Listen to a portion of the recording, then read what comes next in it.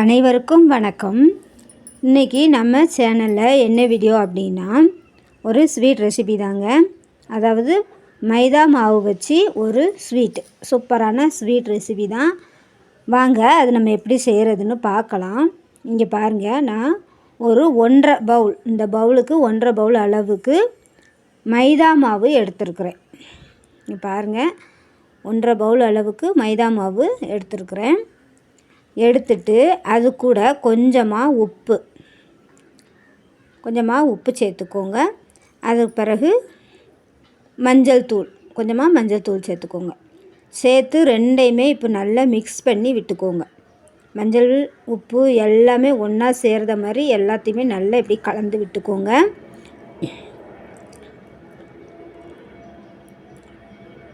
நல்லா கலந்து விட்டுட்டு இதுக்கப்புறம் கொஞ்சமாக தண்ணி சேர்த்து நம்ம சப்பாத்திக்கு எப்படி பிசைவோமோ அதே போல் பிசைஞ்சு எடுத்துக்க போகிறோம். மஞ்சள் பொடி வேணால் இன்னும் கொஞ்சம் கூட சேர்த்துக்கோங்க. அதாவது சூடான தண்ணியை விட வேண்டாம், நம்ம வெறும் பச்சை தண்ணியை வச்சே தான் இதை நல்லா பிசைஞ்சு எடுக்க போகிறோம். இங்கே பாருங்கள், நல்லா கலந்து விட்டுட்டேன். இப்போ கொஞ்சம் கொஞ்சமாக தண்ணி சேர்த்து, நிறைய தண்ணி சேர்த்துறாதீங்க, கொஞ்சம் கொஞ்சமாக தண்ணி சேர்த்து நல்லா பிசைஞ்சு விட்டுக்கோங்க.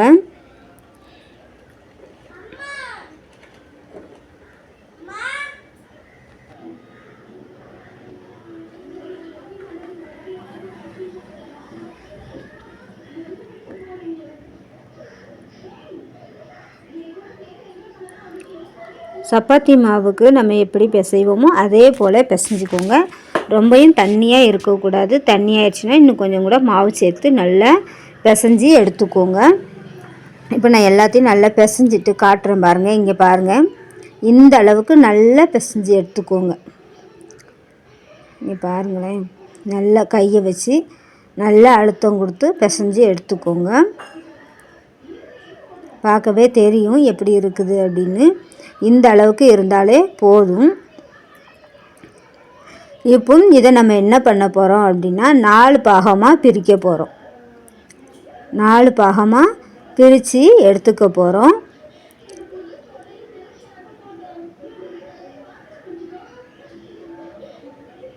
இங்கே பாருங்கள், 4 பாகமாக பிரித்து எடுத்துட்டேன்.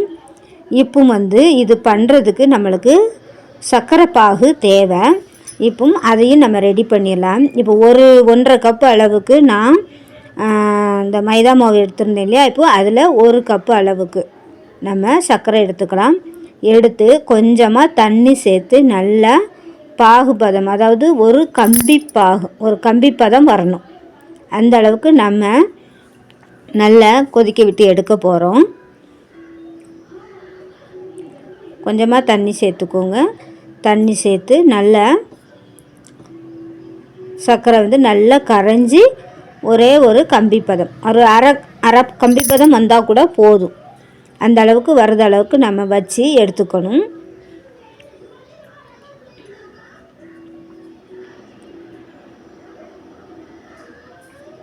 நல்லா சர்க்கரை கரைஞ்சி வந்துடுச்சு. இப்போ ஒரு அரை லெமன் எடுத்து இதில் பிழிஞ்சு விட்டுக்கோங்க.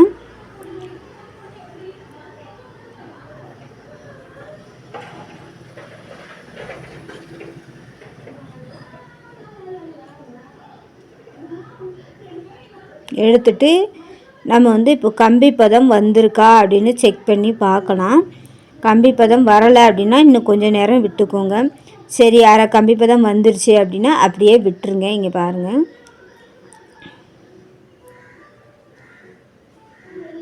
லைட்டாக வந்திருக்கு. இன்னும் கொஞ்சம் வச்சுட்டு நம்ம அப்படியே ஆஃப் பண்ணிடலாம். பார்த்திங்களா, இதுதான் இந்த பதம், இந்த அரை பதம் கம்பி பதம் வந்தாலே போதும். இப்போ நம்ம அப்படியே அடுப்பை ஆஃப் பண்ணி வச்சிடலாம். ஆஃப் பண்ணி வச்சுட்டு நம்ம இங்கே எடுத்து வச்சுருக்கிற இந்த மாவை உருட்டி எடுக்க போகிறோம். இப்போ சப்பாத்தி நம்ம எப்படி உருட்டுவோமோ அதே போல் தான் உருட்டி எடுக்க போகிறோம்.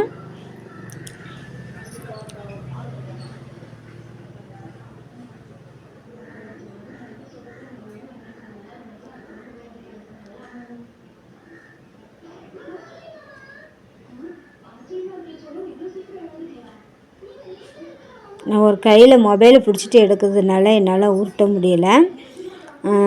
இங்கே பாருங்கள், இந்த மாதிரி உருட்டி எடுத்துக்கோங்க.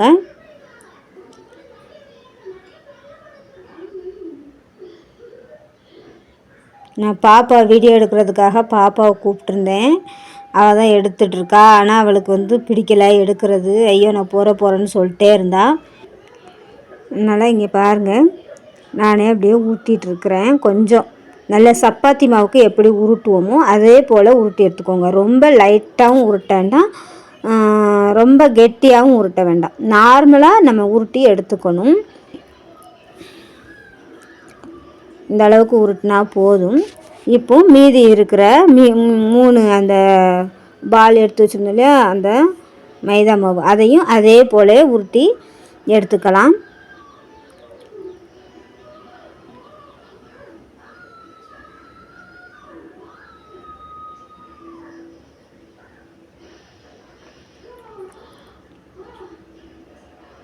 மொத்தத்தையும் உருட்டியாச்சு. இங்கே பாருங்கள், 4 குலது நம்ம நல்லா உருட்டி எடுத்துட்டோம். இப்போ இதுக்கு பிறகு இதை என்ன பண்ணணும் அப்படின்னா, அப்படியே முதல்ல கொஞ்சம் நல்ல பெரிய சைஸாக இருந்ததுன்னா அதை எடுத்து அப்படியே கீழே போட்டுக்கோங்க.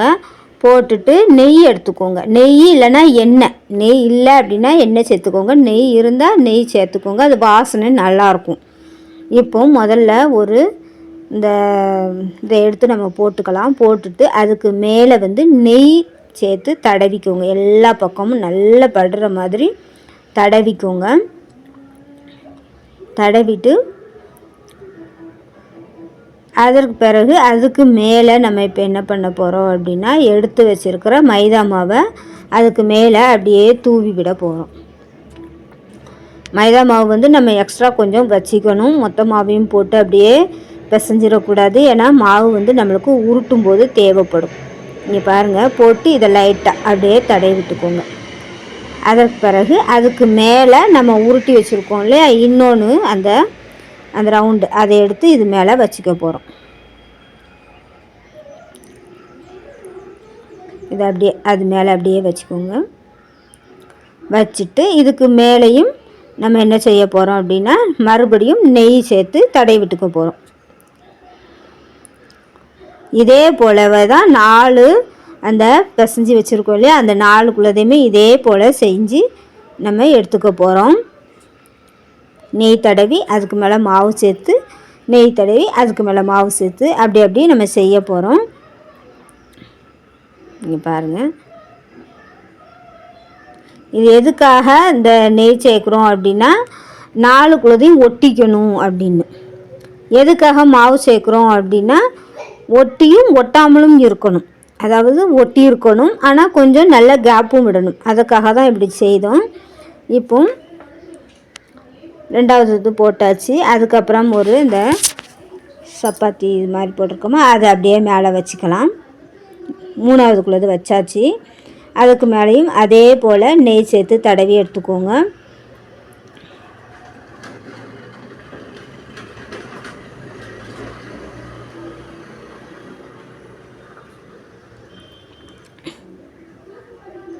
இதுக்கு மேலே மாவு போட்டுக்கோங்க.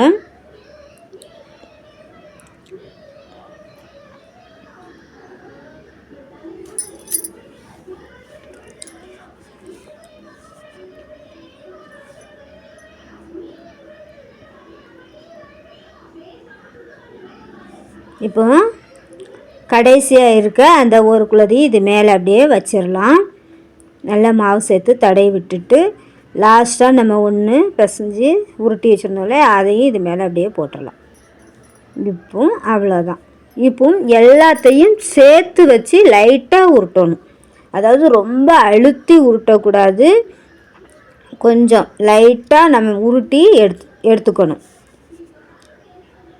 இங்கே பாருங்கள், ரொம்ப அழுத்தி உருட்டிடக்கூடாது. ஏன்னா எல்லாம் அப்படி ஒட்டிருச்சு அப்படின்னா நம்மளுக்கு அந்த காஜா போல் தனித்தனியாக நிற்காது. அது வந்து அவ்வளோ நல்லா இருக்காது. அதனால் லைட்டாக ஒட்டணும், தனித்தனியாக வராமல் இருக்கணும் இல்லையா, அதனால் லைட்டாக உருட்டி எடுத்துக்கோங்க.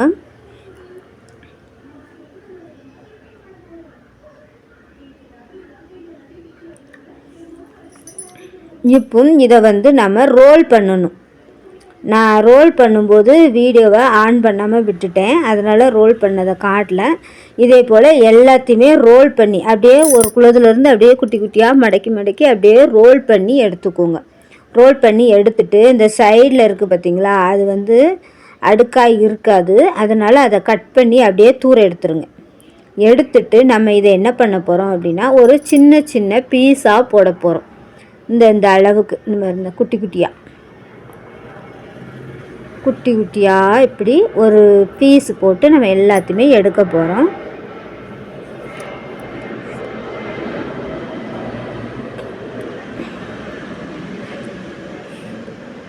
இங்கே பாருங்கள், நான் பீஸ் போட்டேன். இதே போல் தான் நீங்களும் பீஸ் போட்டு எடுத்துக்கணும். எடுத்துட்டு இதை என்ன பண்ணணும் அப்படின்னா, இப்போ ஒரு குலதை எடுத்துகிட்டு இங்கே பாருங்கள், லேயர் லேயராக வருதா, இதை போல் தான் நம்மளுக்கு வரணும். ரொம்ப அழுத்தி உருட்டிங்கன்னா எல்லாம் சேர்ந்து சப்பி மறுபடியும் ஒரு சப்பாத்தி போலவே ஆயிரும். அதனால் நம்ம லைட்டாக உருட்டி எடுத்துட்டு இப்பவும் அதை அப்படியே நேரம் நிமித்தி வச்சுட்டு ஒரு விரலால் இப்படி ப்ரெஸ் பண்ணணும். ரொம்ப ப்ரெஸ் பண்ண வேண்டாம், லைட்டாக அப்படி ப்ரெஸ் பண்ணிவிட்டு பார்த்தீங்க அப்படின்னா அந்த லேயர் வந்து நமக்கு சூப்பராக கிடச்சிருக்கும். இங்கே பாருங்கள், இதை வந்து இன்னும் பெருசாக கூட செய்யலாம். நான் இன்றைக்கி குட்டியாக தான் செஞ்சுருக்கிறேன். இந்த மாதிரி எல்லா குழந்தையுமே இதே போல் நம்ம ப்ரெஸ் பண்ணி எடுத்து வச்சுக்கணும். இங்கே பாருங்கள், இப்படி எடுத்துட்டு அதை அப்படியே வச்சு ஒரு விரல் வச்சு இப்படி லைட்டாக ப்ரெஸ் பண்ணிங்கன்னா நமக்கு உள்ள அந்த லேயர் அப்படியே வெளியில் வரும். நல்ல அருமையாக இருக்கும். இங்கே பாருங்கள், இந்த சைடு பாருங்கள், இதே போல் நம்மளுக்கு அழகாக லேயர் லேயராக வரும். இது தாங்க காஜா. இதை வந்து நம்ம இப்போ என்ன செய்ய போகிறோம் அப்படின்னா, எண்ணெயில் போட்டு பொரித்து எடுக்கணும். இப்போ எல்லா குழந்தையுமே அதே போல் செஞ்சு வச்சிடலாம். அப்படி லைட்டாக ப்ரெஷ் பண்ணாலே போதும், ரொம்ப உட்காந்து ரொம்பவும் ப்ரெஷ் பண்ண வேண்டாம். இப்போ எல்லாத்தையுமே அதே போல் எடுத்து வச்சாச்சு. இங்கே பாருங்கள், நல்லா நமக்கு லேயர் லேயராக கிடச்சிருக்கு, சூப்பராக அருமையாக கிடச்சிருக்கு. இப்போ வந்து எண்ணெய் வந்து அடுப்பில் காய வச்சுக்கோங்க. எண்ணெய் வந்து நிறைய சூடாக இருக்கக்கூடாது, மிதமான சூடு இருந்தாலே போதும். அதில் நம்ம இப்போ இதை போட்டு அப்படியே எடுக்க போகிறோம். நிறைய சூடாக இருந்ததுன்னு வச்சுக்கோங்களேன், மேலே உள்ளது டக்குன்னு கருகிரும். உள்ளே வந்து நம்மளுக்கு நல்லா வேகணும், வெந்தால் தான் நமக்கு நல்லாயிருக்கும். அதனால் மிதமான தீ வச்சுக்கோங்க. வச்சுட்டு இப்போ எண்ணெயில் போட்டு பொரித்து எடுக்க போகிறோம். நல்லா பொரித்து எடுத்துருங்க. அந்த நம்மளுக்கு அந்த நுரை அடங்கி வர்றது வரைக்கும் நல்லா ரெண்டு பக்கமும் திருப்பி திருப்பி போட்டு நம்ம பொரித்து எடுக்கணும். இது எப்படியும் பொரியறதுக்கு ஒரு 20 நிமிஷமாவது ஆகும். ஏன்னா தீ வந்து நம்ம மிதமாக வச்சு தான் என்ன பண்ண போகிறோம்னா பொரித்து எடுக்க போகிறோம். அதனால் கொஞ்சம் பொறுமையாக பொரித்து எடுக்கணும்.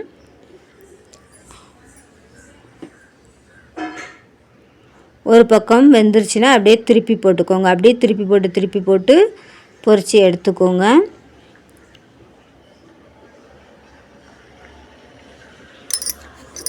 நல்ல கலர் வந்து நம்மளுக்கு சேஞ்ச் ஆகி வரணும். நல்ல லைட் ப்ரௌன் மாதிரி ஆகும். அது வரைக்கும் போட்டு எடுத்துக்கோங்க. அப்படின்னா தான் உள்ளே நம்மளுக்கு வெந்திருக்கும். வெளியில் நல்லா லைட் ப்ரௌன் வந்தால் தான் உள்ளே நம்மளுக்கு நல்லா வெந்திருக்கும்.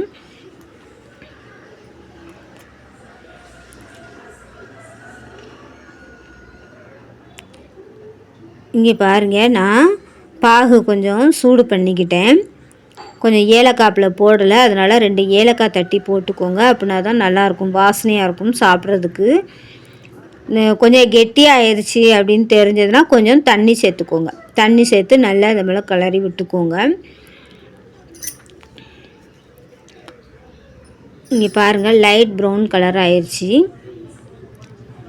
அப்படியே திருப்பி போட்டு நம்மளுக்கு அந்த நுரை கூட நல்லா அடங்கி வந்துருச்சு. இங்கே பாருங்கள் எவ்வளோ அழகாக கிடச்சிருக்குன்னு பாருங்கள். அந்த வெந்த உடனே அப்படியே விரிஞ்சிருச்சு. அந்த லேயராக இருந்ததெல்லாம் நல்லா கேப் விட்டு நல்லா அப்படியே விரிஞ்சு வந்திருக்கு பாருங்கள், பார்க்கவே தெரியும் உங்களுக்கு. இப்போ இதை என்ன பண்ணலாம், எடுத்துடலாம். கொஞ்சம் நல்ல கலர் சேஞ்ச் ஆகி வந்துருச்சு. சூப்பராக ரெடி ஆயிடுச்சு பாருங்கள்.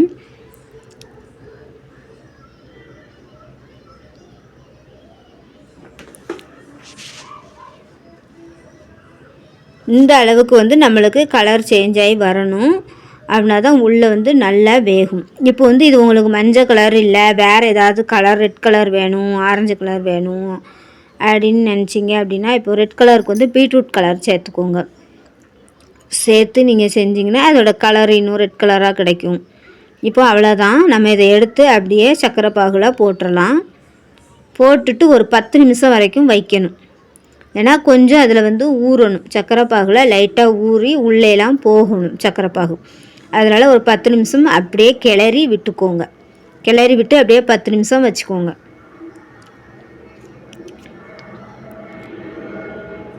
ரெண்டு பக்கமும் நல்லா திருப்பி போட்டு நல்லா பாகு சேர்ற வரைக்கும் அப்படியே வச்சுட்டு அப்படியே விட்டுற வேண்டியதான். அப்புறம் 10 நிமிஷம் கழித்து நம்ம எடுத்துக்கலாம். அவ்வளோதாங்க. இந்த காஜா நம்ம ஈஸியாக செஞ்சிடலாம்.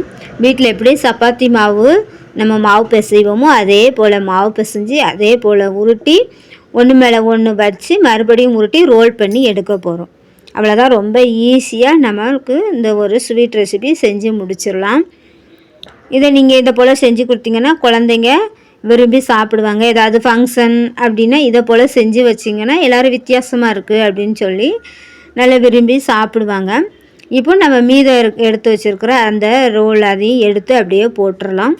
போட்டுட்டு அதே போல் எடுத்து சர்க்கரை பாகுல போட்டு திரும்பியும் எடுத்துட வேண்டியதான். இப்போ நல்லா 10 நிமிஷம் ஆகிருச்சு. நல்லா சர்க்கரை பாகுல ஊறிடுச்சு. இது நம்ம இப்படியே எடுத்துட வேண்டியதான். ஆனால் ஒன்று, நீங்கள் வந்து இதை வந்து கோதுமை மாவில் ட்ரை பண்ணாதீங்க, நல்லா இருக்காது. இது வந்து மைதா மாவில் தான் செய்யணும். மைதா மாவில் செஞ்சால் தான் நம்மளுக்கு இதே போல் கிடைக்கும். கோதுமை மாவில் செஞ்சிங்கன்னா அவ்வளோவா நல்லா இருக்காது.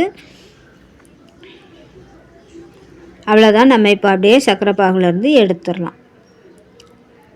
பாருங்கள், சூப்பராக ரெடி ஆயிடுச்சு. அப்படியே நம்ம அப்படியே கடிக்கும் போது அப்படியே ஜூஸியாக அந்த சர்க்கரை பாகோடு சேர்த்து கடிக்கும் போது சூப்பராக இருக்கும்.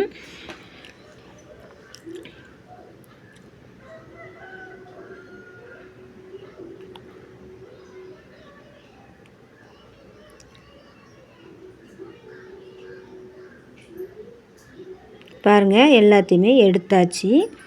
எடுத்து அப்படியே ஒரு பாத்திரத்தில் வச்சுக்கேன். சூப்பரான சுவையான ஸ்வீட் ரெசிபி காஜா. இது பேர் என்னென்னா காஜா. சூப்பரான கிறிஸ்பியான காஜா ரெசிபி நம்மளுக்கு தயாராகிடுச்சு. மறக்காமல் நீங்களும் இதே போல் உங்கள் வீட்டில் செஞ்சு பாருங்கள். ரொம்ப அருமையாக வரும், நல்ல சுவையாகவும் இருக்கும். குழந்தைங்களுக்கு செஞ்சு கொடுங்க, நல்லா விரும்பி சாப்பிடுவாங்க.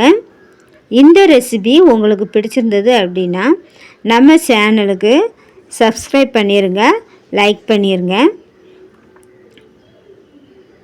அவ்வளோதாங்க. இங்கே பாருங்கள் எப்படி இருக்குதுன்னு. நல்ல சர்க்கரை பாகில் அப்படியே மூழ்கி இருக்குது. அவ்வளோதான். நன்றி, வணக்கம்.